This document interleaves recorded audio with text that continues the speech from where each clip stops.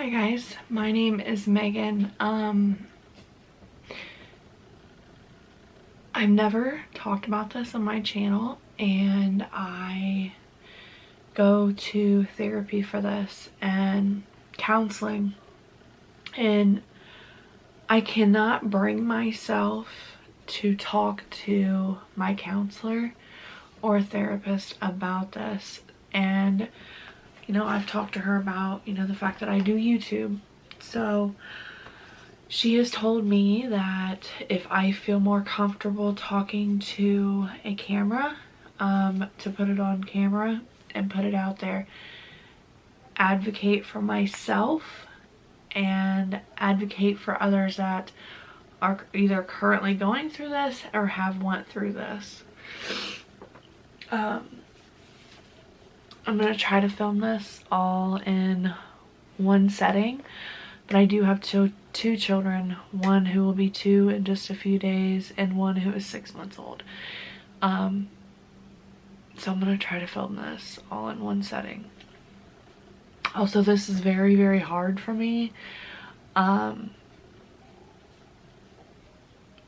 Even like right now, my anxiety is super high, my palms are sweating, and my heart feels like it's about to pump out of my chest.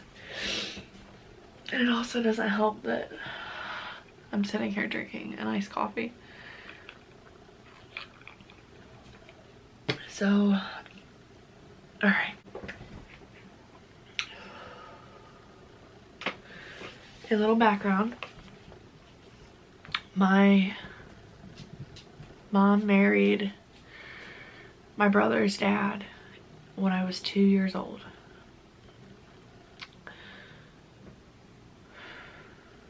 And I don't know when this started, but I remember being just a little girl being pushed down onto our couch. My mom, she used to be my mom was a nurse. Oh, she was going to school to be a nurse at this time.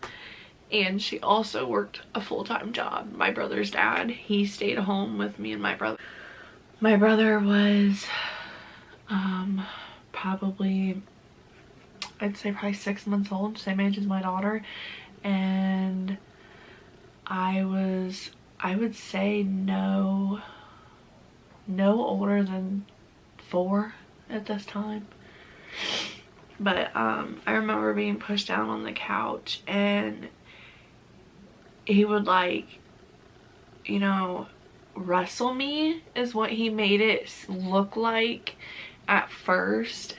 But when he would do so, he would be groping me. And I didn't know any better, you know, I'm only like 3 or 4 years old.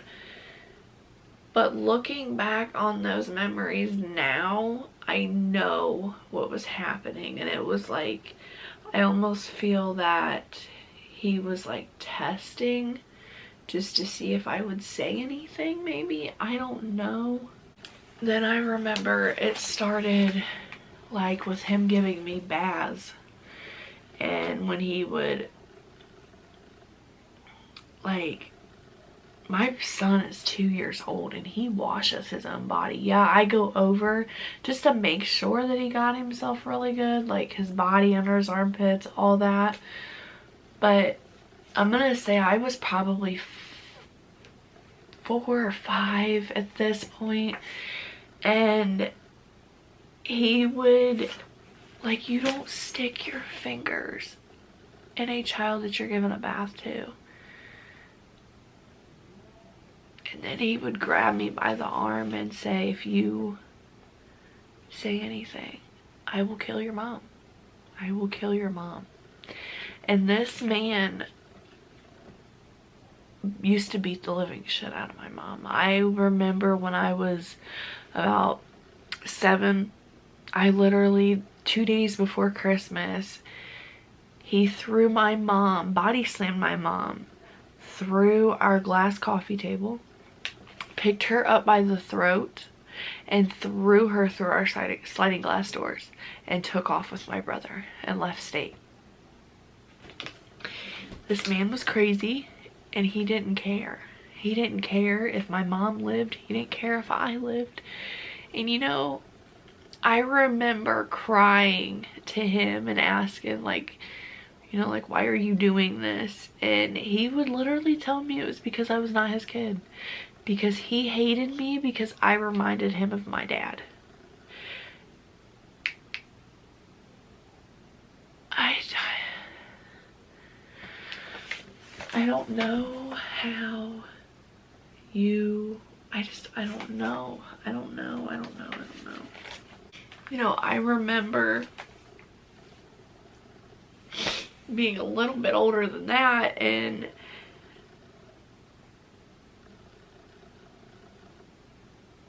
him literally coming into my bedroom, because my mom would be at school all morning and halfway through the day, and then at nighttime she would be at work.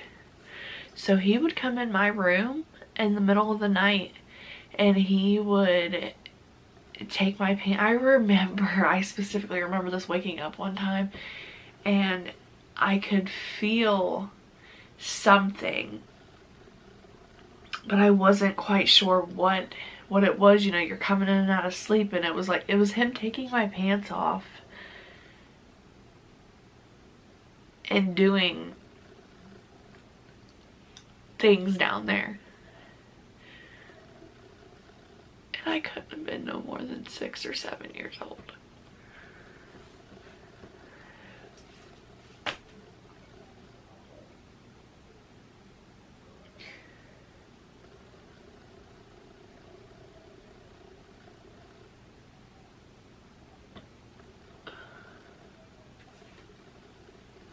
You know,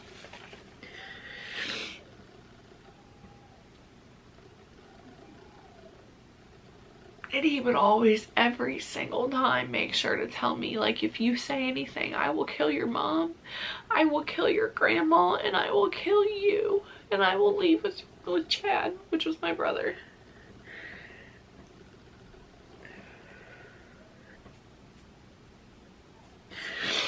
You know, I really think, and I know this is why I have, like, why I had so many problems when growing up, just thinking that that's the way men viewed you. Like, they viewed you as like their property, or like they own you, and that you have to obey and go with whatever a man says. Like, in my head, I've truly thought that. And I've always let men treat me like downright trash, because I thought that was just the way that things were supposed to happen. Like, we were supposed to obey down to men. Until I got with Willie, and that's when this man has showed me so much. And yeah, it's taken a lot for me to, you know that his intentions are really good, and know that he's pure. Because there for a long time, I thought that it was just all a game. Like, he was just trying to play with my head.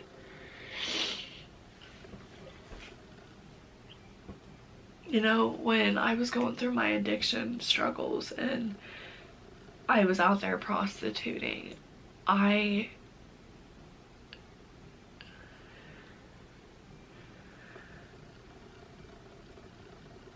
was like I didn't care what happened to me. Even when I was going through my addiction, I didn't care. You know, there was times I remember being probably 12 or 13 years old, and my mom finally, I opened up to my mom when I was about 8, and she finally left him. But I remember, I just have so many memories of all of that, of all the stuff that happened.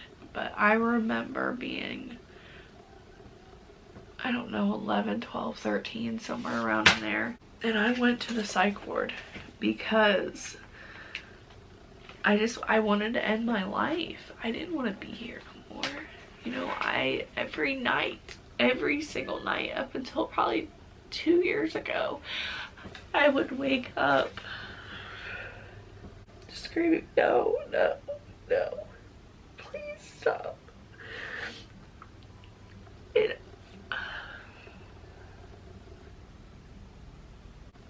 I remember the first time that ever happened, when I got with Willie, that he would just sit there and hold me and tell me it was okay.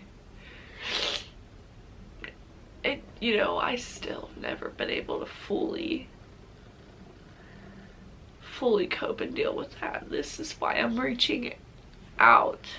I'm trying to get my story out there, because I remember going through my addiction and talking about everything, and, you know, going through those steps. I feel like it helps. I really do. But that's why I wanted to do this. This is like one of my last resort things. PTSD is like something so surreal. And I don't think people realize how real flashbacks and memories of things that happened to you when you was a child, as young as 2, 3 years old. You remember stuff like that, trauma. Yeah, there's a lot of things that have come back to me over the years that my mind has tried to block out. Like, even making this, I'm sure there's going to be more memories that I've blocked out back then that are going to come back to me. It always happens like that. Every time I talk about this, my old, like, memories that I've blocked out of my head that I completely forgot about come back. I'm sure not all. You know, this was like an every night occurrence. My mom used to work her ass off. She worked her ass off to support me and my brother and him and herself. And she went to work every single day, and she went to school 4 days a week to be a LPN and an RN. I've always felt that I wasn't good enough because of that. Like, I didn't amount to anything. Like, I was tainted. I was not good enough because of that. I've always felt like just by you looking at me, you can tell that something had happened. And you know, it's sad because that predator, or those predators, you know, they threaten us. They threaten us, and we truly believe them. But I've literally seen incidents where girls have been threatened and go and say something anyways, and nobody believed them. So then that predator comes and hurts them even more. And I was terrified of that. Literally terrified of that, because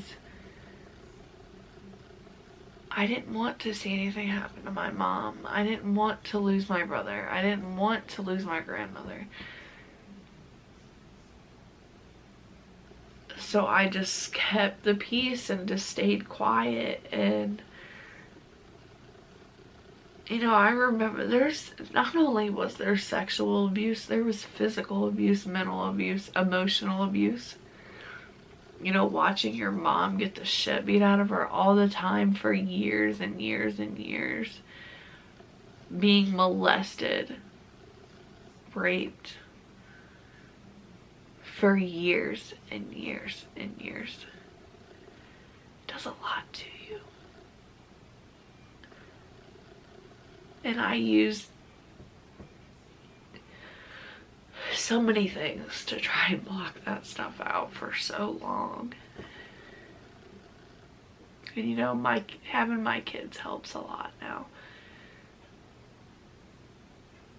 because I can stay focused on them and not have to think about stuff like that.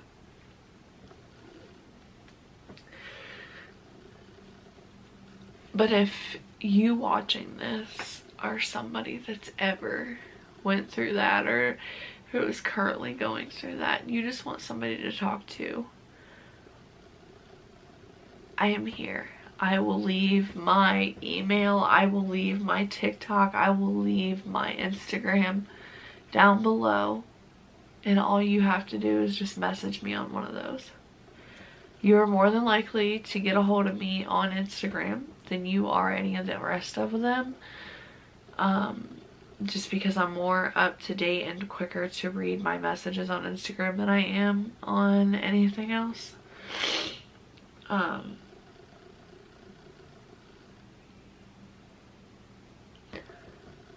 And no, you will not be judged, just know that. And I will not push you or pressure you to get help. I will just be a listening ear. A comfort from far away.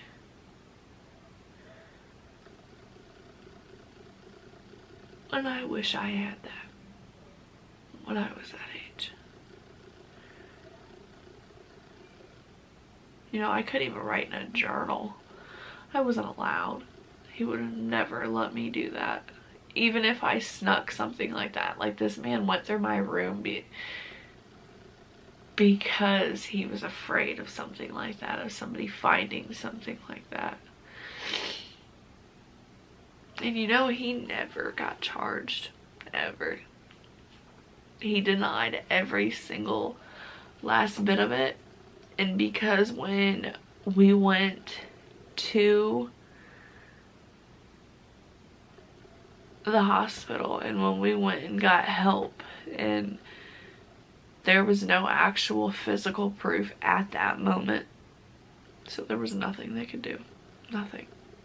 Richland County in Mansfield, Ohio is horrible for shit like that. I want to thank you for watching this all the way through. I want to thank you for listening. I'm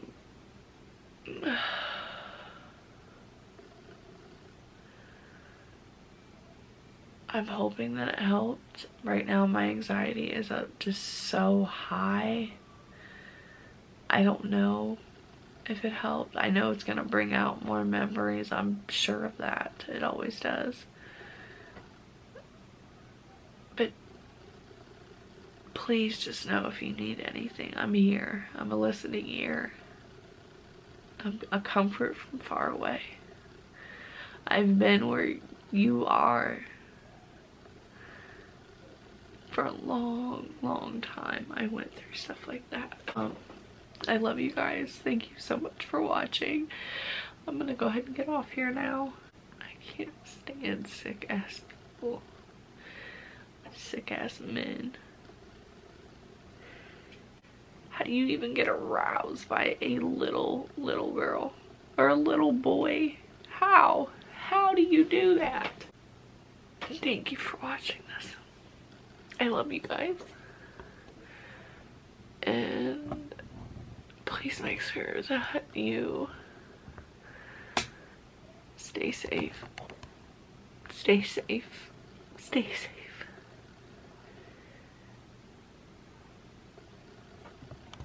I love you, and I'll see you in my next one.